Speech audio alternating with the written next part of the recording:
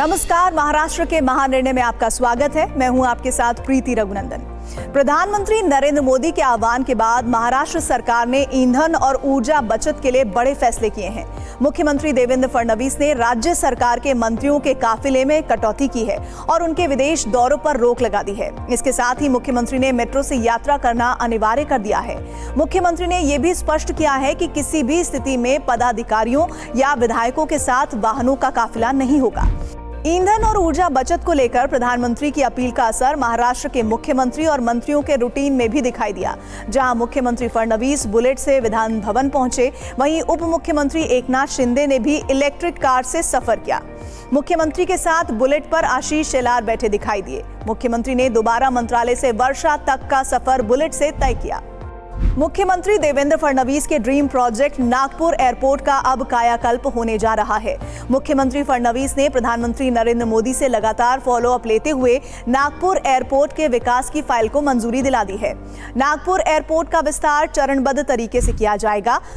महाराष्ट्र के मुख्यमंत्री देवेंद्र फडणवीस ने कहा कि महाराष्ट्र वैश्विक अर्थव्यवस्था के अगले युग के लिए पूरी तरह तैयार है और इसके लिए सभी मोर्चों पर प्रयास जारी हैं। नई दिल्ली में भारतीय उद्योग परिसंघ यानी CII द्वारा आयोजित 2 दिवसीय एनुअल बिजनेस समिट 2026 संपन्न हुई। इस अवसर पर विजन फॉर इंडिया एट 100 संगोष्ठी में मुख्यमंत्री देवेंद्र फडणवीस ने अपने विचार साझा किए। महाराष्ट्र के औद्योगिक और तकनीकी क्षेत्र में विकास को गति देने के लिए मुख्यमंत्री देवेंद्र फडणवीस की उपस्थिति में उद्योग विभाग और AM इंटेलिजेंस लैब के बीच एक समझौता ज्ञापन पर हस्ताक्षर किए गए।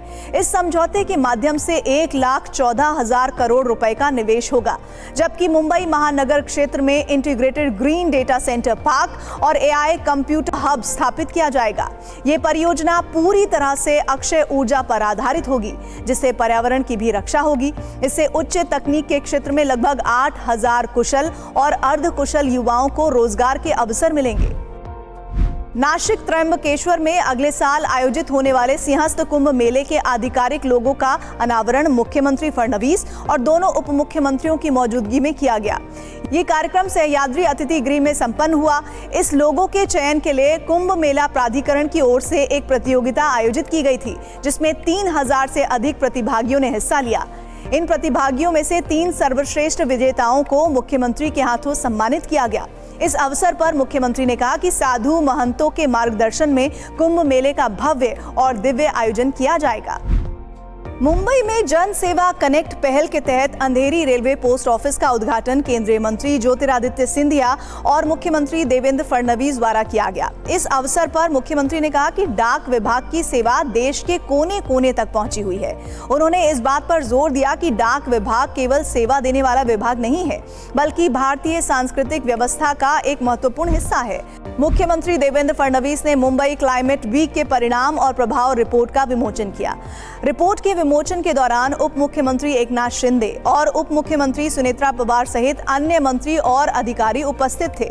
इस अवसर पर यह घोषणा भी की गई कि मुंबई क्लाइमेट वीक के दूसरे संस्करण का आयोजन 22 से 26 फरवरी 2027 के दौरान मुंबई में किया जाएगा। मुख्यमंत्री फडणवीस ने राज्य सरकार और पर्यावरण एवं जलवायु परिवर्तन विभाग की ओर से पूर्ण सहयोग का आश्वासन दिया। पुणे के बारामती तालुका स्थित होल में उप मुख्यमंत्री सुनेत्रा पवार के हाथों 45 मॉडल प्राथमिक केंद्रों का लोकार्पण किया गया। ये मॉडल प्राथमिक केंद्र आधुनिक सुविधाओं, प्रशिक्षित डॉक्टरों, कुशल कर्मचारियों और डिजिटल तकनीक के प्रभावी उपयोग वाले व्यापक स्वास्थ्य केंद्र हैं। इन केंद्रों में मॉड्यूलर ऑपरेशन थिएटर, सुसज्जित प्रसूति गृह और स्वच्छ व मरीज अनुकूल वातावरण जैसी सुविधाएं उपलब्ध कराई गई हैं। इससे ग्रामीण नागरिकों को शहरों के समान स्तर की स्वास्थ्य सेवाएं उनके अपने गांव में ही मिल सकेंगी। सातारा जिले के तापोला अहिर में कोयना जलाशय पर बनने वाला ब्रिज 95% पूरा हो चुका है। उप मुख्यमंत्री एकनाथ शिंदे का ये पहला ड्रीम प्रोजेक्ट अब पूरा होने की कगार पर है। उप मुख्यमंत्री शिंदे ने इस पुल का निरीक्षण करने के बाद संतोष व्यक्त किया। इस अत्याधुनिक पुल का निर्माण 175 करोड़ रुपए की लागत से किया गया है। इससे इस दुर्गम क्षेत्र के लोगों को आवाजाही में बड़ी सुविधा होगी। इस पुल की खास विशेषता इसकी 43 मीटर ऊंची व्यूइंग गैलरी होगी, जिससे पर्यटक कोयना, बैकवाटर और सूर्यास्त के विहंगम दृश्यों का आनंद ले सकेंगे। महाराष्ट्र के महानिर्णय में इतना ही। TV9 भारतवर्ष पर खबरों का सिलसिला जारी है।